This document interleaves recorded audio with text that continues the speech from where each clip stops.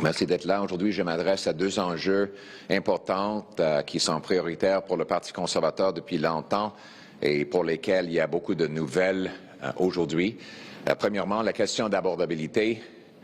Depuis quelques années, j'ai sonné l'alarme que les Canadiens ne peuvent plus payer leurs factures à cause des politiques inflationnistes de ce gouvernement, les dépenses hors de contrôle, les taxes, les autres paperasses qui empêchent la production de nourriture, la construction de logements et l'impression de l'argent. Et c'est pour ça que nous avons une crise d'abordabilité. Après 10 ans des libéraux, il y a maintenant 2,2 millions de personnes qui doivent aller aux banques alimentaires chaque mois. Ça coûte cher faire l'épicerie. M. Carney a dit qu'il allait être jugé par le coût d'épicerie, le coût à épicerie. C'était le premier jour au pouvoir. Il a dit qu'il allait être jugé pour ça. Là, presque un an plus tard, on voit que l'inflation alimentaire a doublé. Aujourd'hui, on a vu que l'inflation pour la nourriture est de 7,3 %. C'est 2 fois plus élevé que quand M. Carney a pris le pouvoir, 2 fois plus élevé qu'aux États-Unis, et le pire, de loin le pire, dans le G7.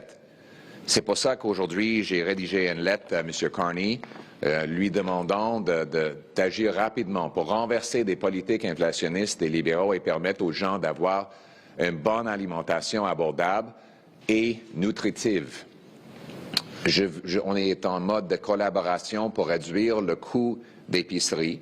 Nous avons proposé des idées positives afin de le faire, c'est-à-dire éliminant toutes les taxes carbone sur l'équipement des fermiers, les engrais et d'autres choses qui augmentent le coût de la chaîne de production alimentaire.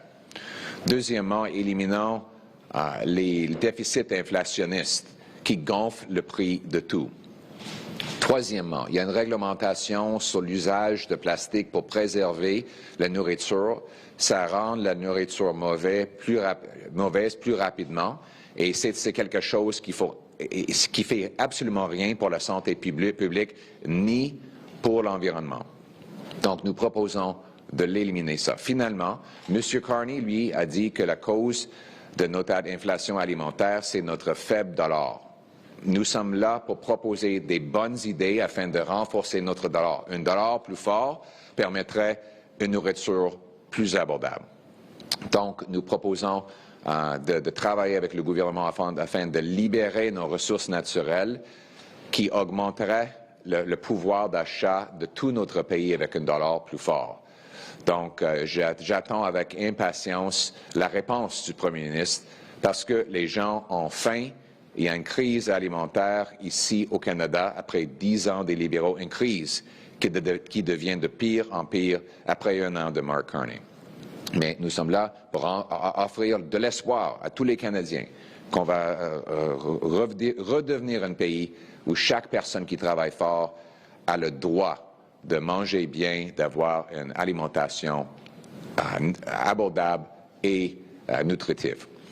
Aujourd'hui, M. Carney a fait des annonces par rapport aux militaires et surtout l'achat des équipements, des systèmes technologiques et d'autres produits nécessaires pour fournir notre militaire. Nous partageons le vue que le Canada doit être autosuffisant en matière d'équipement militaire et qu'on ne peut pas dépendre des autres pays afin de nous défendre. Nous devions le faire, nous devrions pouvoir le faire nous-mêmes. Malheureusement, après 10 ans, notre militaire est plus faible que jamais, malgré les troupes brillantes qui font leur travail de façon exceptionnelle. Le problème, c'est que l'argent est gaspillé dans la grande bureaucratie et dans les contrats incompétents avec des entreprises qui consomment la plupart, pas pour fournir des équipements, mais pour gonfler leurs profits. Donc, on a beaucoup trop de bureaucratie qui cause des délais incroyables, interminables pour fournir la technologie. C'est inacceptable dans les temps normaux, mais maintenant, c'est impossible parce que la technologie change aussi rapidement qu'il faut avoir une adaptabilité dans les jours, semaines et mois et non pas les années. Les jours où on peut attendre 15 ans pour acheter un équipement militaire, c'est fini ça. Si on regarde la guerre en Ukraine, les équipements changent d'une semaine à l'autre. Il faut une adaptation et un pouvoir d'achat rapide, agile et en anglais on dit comme MacGyver, très rapide.